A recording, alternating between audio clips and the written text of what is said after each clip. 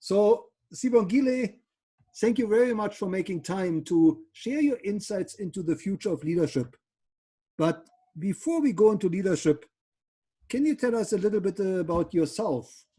Where did you grow up? Okay, I was born and raised in Soweto, Johannesburg. Um, yes, Yeah, and I can talk a little bit more, right? of course, I please shouldn't look do. at the. Okay, so I was born and raised in Soweto, Johannesburg. I think many people know Soweto is one of the largest townships in South Africa. Right. I went to school, primary school in Soweto, but in high school I went to a different a place. It's what we call the former Model C schools in South Africa, which were schools that were obviously for only the white community could go there. So basically, 1996, I took the opportunity to be able to go there and take myself there because I've always believed, even though I was very young, but I've always been fascinated and by education and getting something better. And but also my parents played a role in encouraging me to um, take education seriously, not to love education. When I was young, I'm not sure if I loved it, but they encouraged me to understand the importance of education and how it could change someone's life. So, because of that, after 1994, when we had our first democratic elections, I knew that that gave me an opportunity to seek something better in the area of education because I wanted to do something better with my life as well. And what was your dream career when you grew up? Oh, in all honesty, I think when growing up in the township, I don't think there was much opportunity to really think about what was the dream career. I only started thinking about a career when I was in the later years of my high school, obviously through commuting daily from Soweto to Bedfordview High School, that I started being exposed to a different world to the one that I had in Soweto. And I think that's when I started understanding that there was something different, something to dream about. And when I did was when I started noticing construction sites that were happening in downtown Joburg, when they were building the former head office of APSA. And and I started noticing that, obviously I would commute in the mornings and I would notice groups of professionals in their hard hats standing with drawings. And that fascinated me because it was something that I saw on a daily basis. And then I asked my teacher at school at that time, I described to him what I saw every morning, and I wanted to find out what do those people do congregating around drawings with hard hats. And then he explained to me that that could have been engineers and architects and quantity surveyors. Um, and that's when I said to him, actually, I think I'd love to pursue a career in that sector. And I remember him asking me, why do I want to do that? And I said, I've only noticed that it's only males and they were all white. I didn't see any people of other races. I didn't see other people. I didn't see any people of other genders as well. So because of that, I think I would like to pursue something like that to challenge the status quo. So he laughed and he said, yeah, it's worth it, but also you might want to check, if it's also a good paying job. And I definitely went to do that, right? Because it was also important that in pursuit of the career, I'm still able to make an income that could obviously help me and my family to move out of poverty. So that was also important as well at that time in choosing a career. And tell us, Sibongile, who inspired you in your early days? Oh wow. My father inspired me a lot in my life because he didn't only tell me what to do, but he also showed me how to do things that he was trying to teach me. So that is a person that was very instrumental in my life around my career when I look back today. My father ran a very entrepreneurial business. I come from a family of 14 children. I'm the last child, and we all worked for my father. You know, and that helped me to get exposed very early on how to take responsibility and to be accountable, because I was only 12 years old and I had my own stall to sell fresh produce, and I had to go back home and obviously account to my father what were the sales for the day. And looking at right now, obviously at that time I didn't know that I was managing inventory as well at the same time at the age of 12. But then, I mean, I had those skills very early on in my life, and it was obviously through the encouragement and the exposure that my father gave me in that early age. So, And then, yeah. and then I have and another person that I believe was a very good balance to the person that I am today around my passions, which we'll talk about later on in the interview.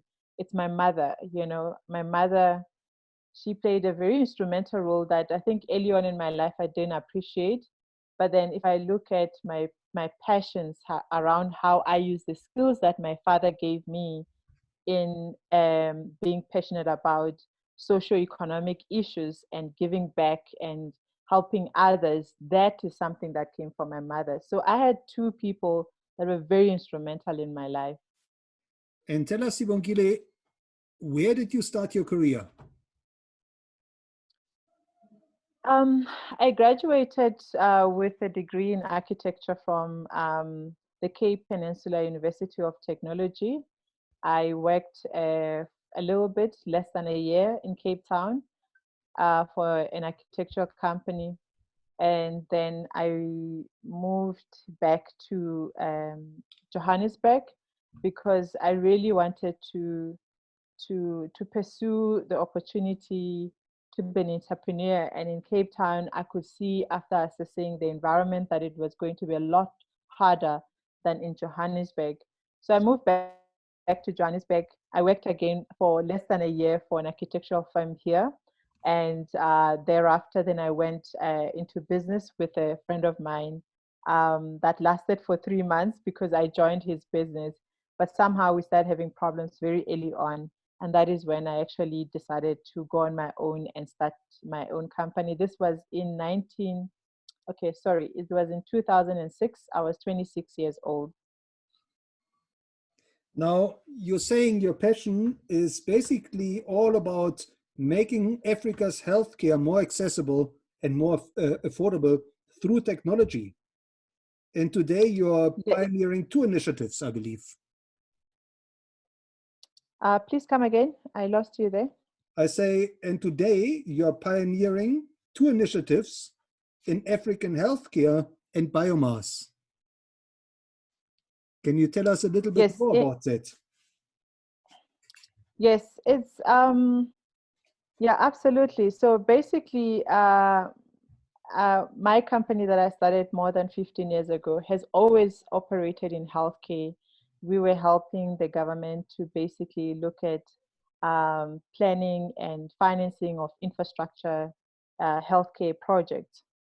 However, one of the things that I noticed was that if we want to address the inequities that exist within healthcare, you need to be able to look at the entire ecosystem, because the real estate, the brick and mortar alone, cannot really improve the outcomes of healthcare. So one of the things that we decided to do in our company, which is what I'm pioneering and focusing at the moment, it's how one can be able to leverage technology and have a holistic approach to addressing healthcare challenges, particularly in our continent, to be able to build an ecosystem that can make healthcare accessible through its mobility. So it has to be mobile, not in a form of just only mobile clinics, But if you're looking at digital platforms, people have smartphones, so they're able to actually have the ability to access healthcare in their own homes, in their own communities, without necessarily incurring cost of travel distances to be able to have access to healthcare. But also, I think, like I said, that Nick, the most important thing is to be able to understand that we live in ecosystems, and it's about how do we bring in and integrate those ecosystems through collaboration to be able to solve a common problem that we have in our society. And tell us, what was your turning point, or maybe the turning points in your career? Okay, I have, that's a very interesting question, because when I read the question, I was like, yeah, there's quite a few, right? But there are two important ones. The first one was when I think I started the company. I left my job, which was obviously had its own securities. Uh, a lot of people look at a job, a stable corporate job, as it offers a sense of security. But unfortunately for me, it offered a lot of anxieties, because it felt that I was in the mercy of obviously the leadership that I would be working for at any given time. So for me, a corporate job was, was an um, was a representation of something that's quite opposite to other people. So, and going on to start my company, it was a sense of security, because for the first time, I was the architect of my own destiny. So that was a huge turning point for me. And I knew that I had to make it work, because I'm the one that now is driving my own destiny. That was the first one. And then I ran the company. We started off by being a small architectural firm, and we grew it into a multidisciplinary infrastructure development company that focused on healthcare sector, education, and affordable housing, which are really the three key areas in our society that are important to be able to actually take a lot of our people out of poverty. Then I decided that, I started the company when I was quite young. I was 26, and I used the experience I had from my father. I learned from my father in my formative years. And, but I knew that I needed somehow to be able to go and learn more and challenge myself. And that's when I decided to go and take up an executive MBA at IMD in Switzerland in 2017. I had the processes in place within my company.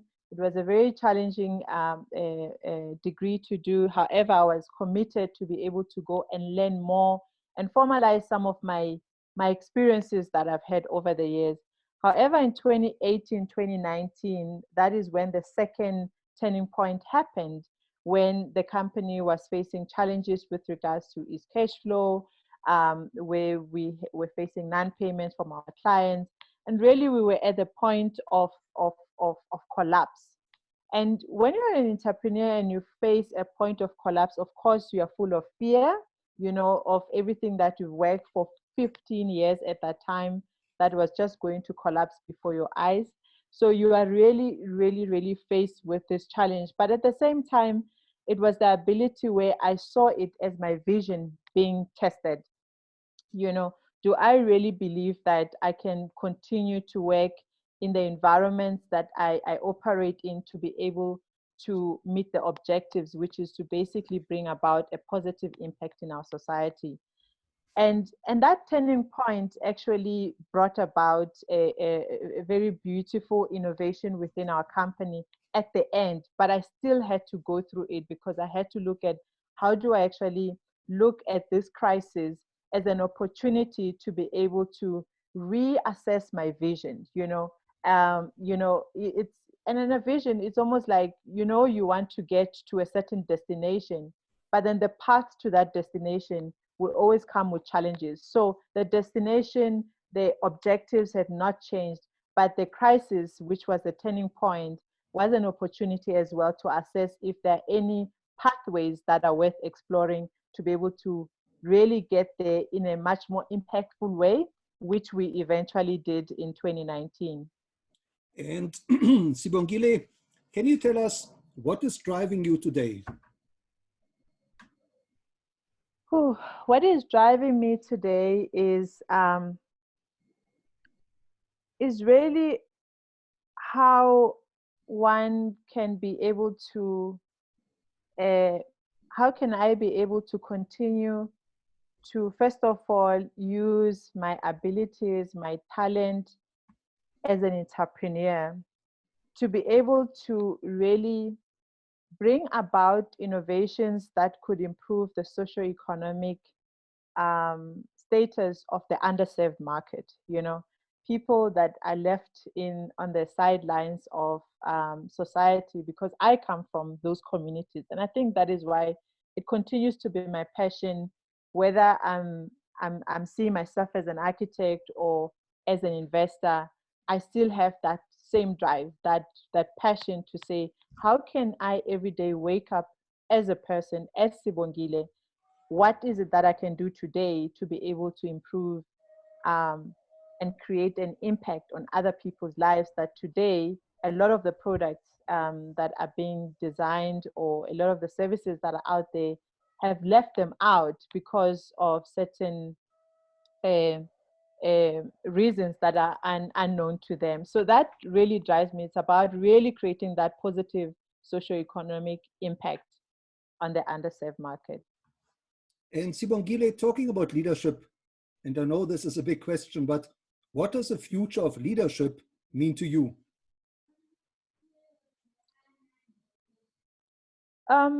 To me, it's really the future of leadership. To me, it really calls one to really think and apply the principles of a farmer. You know, because leadership is not about short-term gains; it's about long-term investment. So when one is a leader, it's about how can I build the foundation, or build on the foundation that was built by those that I come after, to be able to let the next generation to continue to improve on it. And really, to me, it's as simple as that, is to really think like a farmer, where you plant a seed, you nurture it, you become patient, because everything is about seasons. So that's what it means to me, Nick. And looking back over your own leadership journey, what would you say are the qualities, or the quality, the key quality that is important for building future leaders?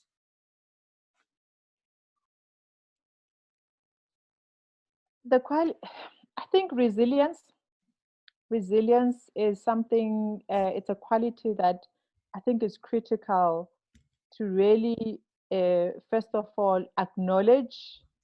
You need to acknowledge as a leader, because we all have it, whether we know it or we don't know it. It's just the level may differ from one person to another. But I think resilience is critical, because, and the reason I'm saying this is that as a leader, uh, in the journey, you will face a lot of crisis, and each time you face a crisis, how you respond, how you resolve that crisis, um, often will need one to be resilient, to be able to not just go over the crisis, but go through the crisis. And it is through that crisis, often, that bring about, particularly in an organization, brings about beautiful innovations that probably, if the crisis wasn't there, those innovations, the learnings wouldn't have come about. Because often, I think somehow, and this is what I've learned in my career, is that when you experience a lot of successes in your career, it is so easy as well to not really learn much, but I've realized that it's the crisis that requires us to be resilient, to be able to bring about change and embrace change as well, to be able to learn and develop ourselves as leaders. Now, Sibongile, when you speak to aspiring leaders, what is it you tell them about social media? How should they handle and navigate social media to build their own leadership brand?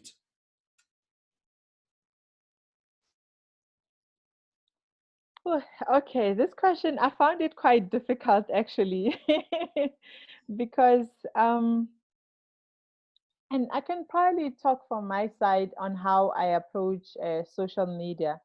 I believe that social media is a very powerful platform uh, for one as a leader, or I find it as a powerful platform for me as a leader to be able to communicate and connect with people um, that probably we have common interests, but at the same time be a platform where one is able to share a message of hope, you know, a message that is aligned to your values as well. So I think social media platform for a leader is it's a very powerful uh, channel to be able to inspire other people through it. So that is why it's very important that one should handle social media with care, that the messaging needs to be consistent to be able to really communicate your visions, your values to the audience that you're targeting in the social media. And again, what is your advice for future leaders?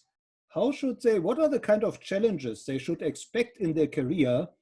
And how should they handle these challenges? Um, the biggest challenges I think future leaders are going to encounter, there are many, Nick, and they are different. They come in different ways. I mean, at the moment, the biggest challenge that a lot of leaders are facing in their company is around digital transformation.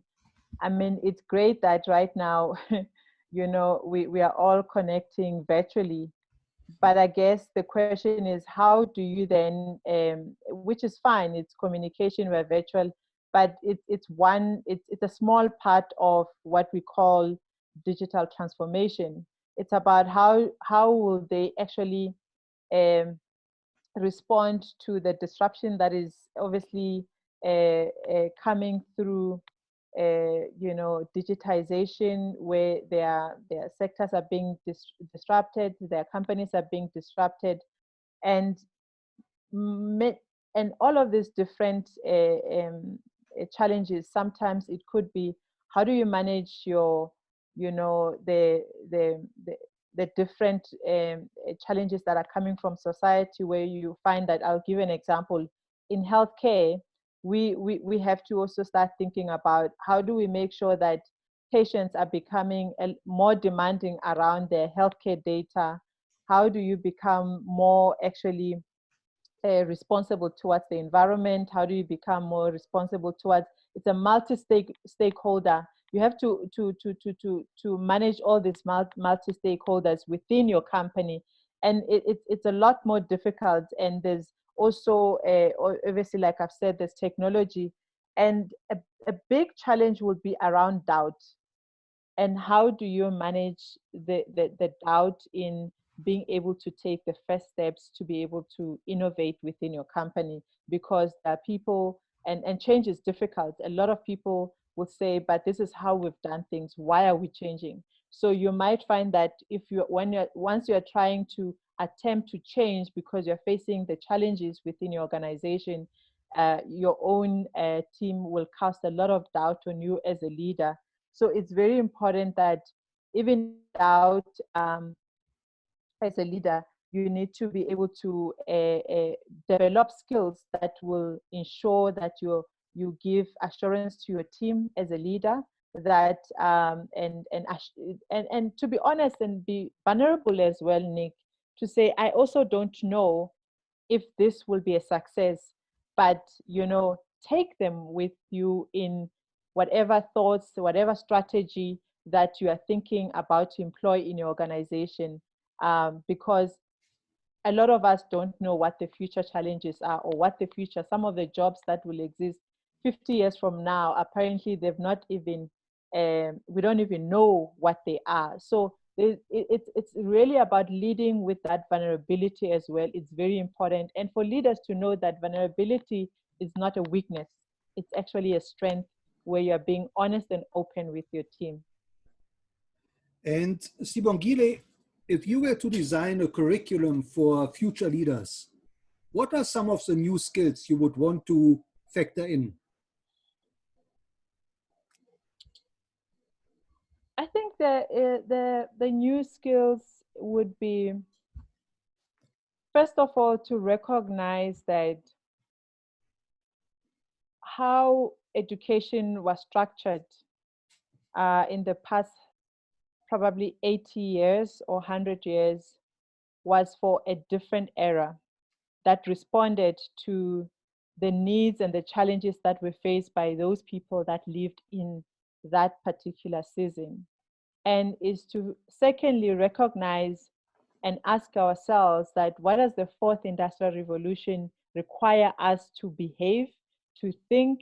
So in doing that, we are moving towards a knowledge-based economy. And a knowledge base will mean that, and especially with technology where things are changing every day, the question is, how do we make sure that we build new skills of continuous learning environment where we are continuously seeking to learn, and so that we can be able to be leaders that are open to new things. Like we said, that we are going through a big change. And when you're going through a big change, you don't want to close off to new ideas and new concepts, because that is what change requires. So the new skills for me would be to redesign to introduce a new way of learning. And that new way of learning is through continuous learning development. Now, Sibongile, as a mentor to future leaders, can you maybe share a success story of one of your mentees when you mentored an upcoming leader and that person took your advice to heart? Oh, yes. The one person that comes to mind of the many people is a young girl called Karabo. I met her, she was a young receptionist in a church that I used to go to, and found her one day sitting at reception, and I remember asking somebody, I was like, "Who's that young girl who is very friendly?" And then they told me it's Karabo. They told me her story, and then I asked to take her out for coffee, and I asked her what is it that she wanted to study. Why didn't she go to study? And then she told me her story that she's lost her parents, she's an orphan, and all of that. But she would like to that she would like to study something that has to do with design, either interior design or architecture. And I encouraged her to go and apply for her architectural degree, which she did. And after 6 years, she's qualified. She completed her degree last year, and this year she'll be graduating as an architect. So for me, that is something that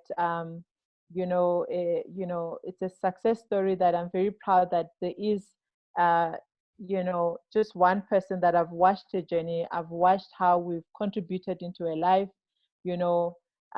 emotionally, financially, but to see her adding another architect into an industry, and it started from such a humble interaction with them.